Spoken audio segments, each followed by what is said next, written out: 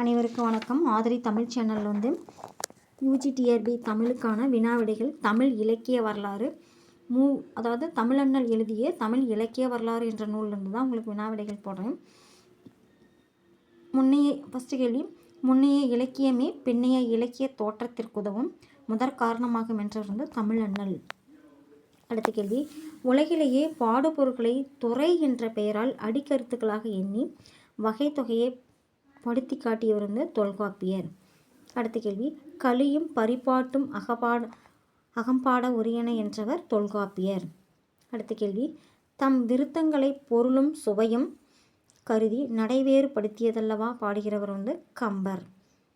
அடுத்த கேள்வி, மோனை எதுகைகளை பொருள் அடிப்படையில் ஆண்டது எந்த காலம்னா சங்க காலம்.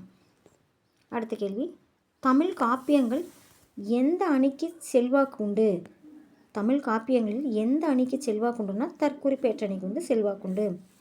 அடுத்த கேள்வி, தமிழ் இலக்கியத்தை பகுத்தாராயும் பகுதிகள் வந்து மேலை நாட்டார். அதில் வந்து செவ்வியல் காலம், புனைவியல் காலம், நடப்பியல் காலம். தமிழ் இலக்கியத்தை பகுத்து ஆராயும் பகுதி எந்தெந்த பகுதின்னா மேலை நாட்டார் வச்சது. அது வந்து செவ்வியல் காலம், புனைவியல் காலம், நடப்பியல் காலம்.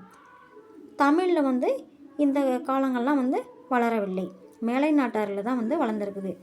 இந்த வீடியோ உங்களுக்கு பிடிச்சிருந்ததுன்னா லைக் பண்ணுங்கள், ஷேர் பண்ணுங்கள், சப்ஸ்கிரைப் பண்ணுங்கள். நன்றி, வணக்கம்.